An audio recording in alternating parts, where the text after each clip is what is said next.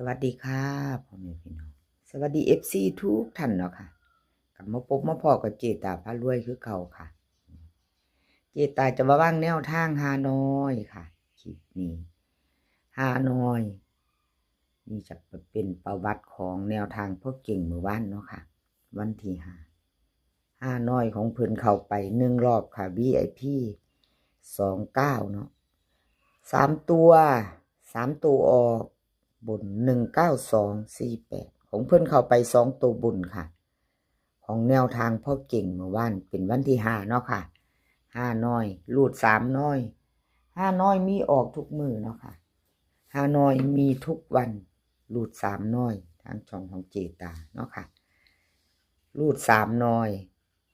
แนวทางพ่อเก่งเข้าไป1 รอบค่ะเมื่อวานเป็นวันที่5เนาะมื้อนี้เฮามาไปใหม่ไปต่อรูด3น้อยกับแนวทางพ่อเก่งค่ะรูด3น้อยแนวทางพ่อเก่งเป็นวันที่6เนาะค่ะมื้อนี้จะมี3 รอบค่ะแนวทางพ่อเก่งมื้อนี้3 รอบรอบแรกมีพิเศษ5 โมงครึ่งรอบที่2 6 โมงครึ่งรอบ VIP 1 ทุ่มครึ่งค่ะรูด3น้อยมีทุกวันเนาะค่ะรูด3น้อยมีทุกวันเฮามาไปต่อมื้อนี้ค่ะรุ่นกันใหม่กับแนวทางพ่อเก่งเนาะรูด3น้อยวิ่งรูดมี6กับ3ค่ะพ่อเก่งให้มา6กับ3 2 ตัว4 หาง6 4 6 5 3 6 3 8เบิ้ล6 6 3 3ค่ะ3 ตัว3 หาง6 3 9 3 6 4 6 6 3วิ่งรูดเพิ่นเด่นทอกันค่ะ6กับ3 2 ตัวเน้น2 หาง6 4 6 4 3 9 3 ตัวเน้น1 หางค่ะ6 3 9แนวทางพอเก่งค่ะแคปหน้าจอไผจะไปต่อมื้อนี้รูด3น้อยเนาะค่ะ5น้อยมีออกทุกมื้อเนาะค่ะพี่น้องมีทุกวันมีให้ลุ้นกันต่อไปค่ะต่อไปเป็นของใครต่อไปเป็นของเจปากแดงค่ะเจปากแดงนี่เพิ่นหลุดไปเนาะค่ะบอกเข้าหมู่บ้านเป็นวันที่5ขอบคุญขอบคุณเจปากแดงเด้อค่ะที่ให้แนวทางมาว่างทางช่องของเจตาเนาะแล้วก็แนวทางพ่อเก่งค่ะขอบคุญขอบคุณหลายๆแนวทาง5น้อยค่ะรูด3น้อยมื้อวานนี้วันที่5เพิ่นหลุดไปบ่มาบ่เข้ามาไปลุ้นต่อ3น้อยกับเจปากแดงครับมื้อนี้เลขทุกตัวเอามาวางเพื่อเป็นแนวทางค่ะโปรดใช้วิจารณญาณในการรับชมเป็นอย่างสูงเนาะมือใหม่วันใหม่ไปต่อค่ะมือใหม่แล้ววันจันทร์วันที่6ค่ะไปรูด3น้อยกับเจปากแดงรุ่นกันใหม่เนาะค่ะรุ่นกันใหม่วิ่งรูดค่ะเจปากแดงให้มา3กับ7 2 ตัว4 หาง3 5 3 4 7 5 7 6ค่ะ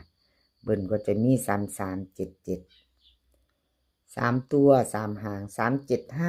7 3 4 3 3 7ค่ะวิ่งรูดเจปากแดงเด่นเท่ากัน3กับ7ค่ะ2 ตัว2 หางค่ะเพิ่นเน้นให้3 หางกับ7 หาง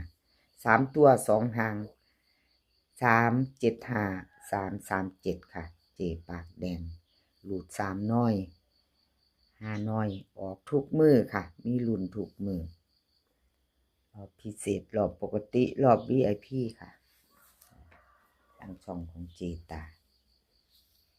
แคปหน้าจอค่ะใครจะไปต่อกับเจปากแดงเนาะค่ะเอาไปต่อน้อยน้ำโชคค่ะ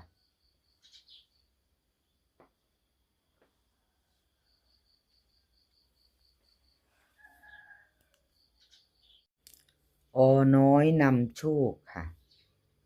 น้อยนำโชค2 ตัวบ่มาเนาะค่ะ2 ตัวมา1 ตัวน้อยนำโชคขอโทษขออภัย FC ทุกท่านเนาะค่ะที่เขามารับชมรับฟังทางช่องเจตารูด3น้อยเพิ่นบ่เดินเนาะค่ะบอกเขาวันที่5แนวทางใหม่มาแล้วค่ะ กับขอบุญขอบคุณอน้อยนำโชคค่ะที่ให้แนวทางมาบ้างทางช่องของเจตาเนาะครับขอบพระคุณเป็นอย่างสูงค่ะแนวทางใหม่เพิ่นมาแล้วรูด3น้อยค่ะวิ่งอน้อยน้ำโชควิ่งรูดเพิ่นให้มา8กับ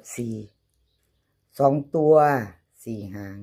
83 84 4140เบิ้ล88 44 3ตัว3หาง840 48 3441วิ่งรูดเด่น8ร่อง4ค่ะ2ตัวเน้นที่84412หางเนาะค่ะเป็นเน้นให้3ตัว441ค่ะน้อยน้ำโชคเน้น3ตัว114เนาะค่ะชอบกระจัดคัดกระพานค่ะรับชมรับฟังเป็นเพียงแนวทางเนาะค่ะ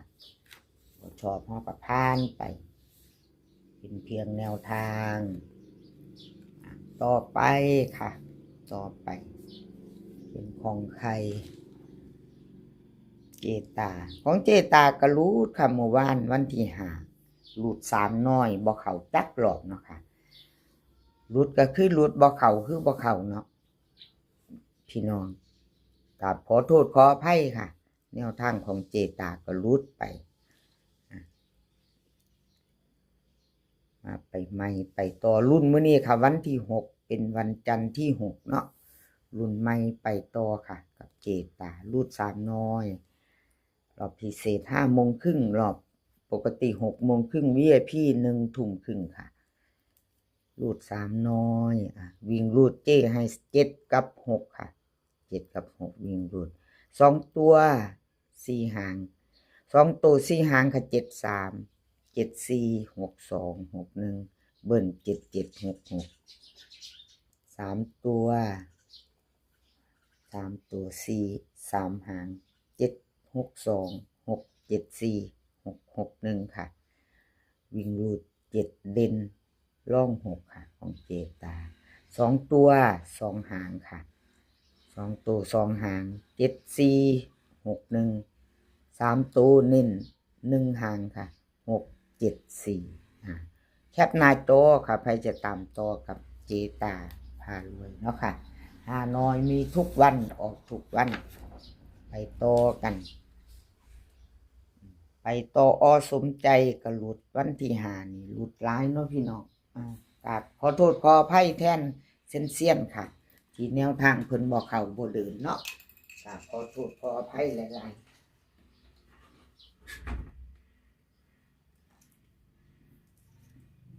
กับขออภัย FC ทุกท่านค่ะที่แนวทางบ่เข้า2ตัวก็ไม่มาเนาะ2ตัวก็บ่เดินแนวทางหลุด3น้อยของสมใจเมื่อวานค่ะกับขอบุญขอบคุณสมใจค่ะที่ให้แนวทางมาว่างทางช่องเจตาเนาะเจตาให้กำลังใจทุกท่านค่ะหลุดไปก็มาไปใหม่ไปต่อมือใหม่เนาะค่ะหลุดแล้วก็ไปใหม่ไปต่อสมใจรูด3น้อยค่ะวันที่6เป็นมื้อนี้ของวันจันทร์เนาะค่ะวิ่งรูดเพิ่นให้มา5กับ3 2ตัว4หางค่ะ5 7 5 8 39 30เบิ้ล55กับ33ค่ะ3ตัวมี3หาง539 358 330ค่ะวิ่งรูด5กับ3เด่นเท่ากันค่ะเด่นเท่ากันค่ะบ่มีร่อง5กับ3ของสมใจวิ่ง58กับ30ค่ะ3ตัวนี่เพิ่น3ตัวเพิ่นเน้นให้2หางเนาะค่ะ3ตัว358 330ค่ะสมใจรูด3น้อยค่ะไผจะไปต่อกับเพิ่นก็แคปหน้าจอค่ะเลขทุกตัวก็เป็นเพียงแนวทางเนาะค่ะหลุดไปก็กราบขอโทษขออภัยเป็นเพียงแนวทางโปรดใช้วิจารณญาณในการรับชมเป็นอย่างสูงเนาะค่ะมีเขามีรุดเนาะคลิปนี้ก็ขอให้พี่น้องโชคดีค่ะ โชคดีมือนี่รูดสามน้อยกับอ้อสมใจแหละค่ะหลายเสี้ยนเนาะค่ะให้มีความสุขให้สุขภาพร่างกายแข็งแรงค่ะให้สุขภาพร่างกายแข็งแรงกันทุกคนเดินทางไปไสก็ขอปลอดภัยค่ะเดินทางไปก็ขอให้มีโชคกลับมาขอให้มีชัยคลิปหน้าพ่อกันไหมค่ะคลิปนี้ค่ะสวัสดีค่ะ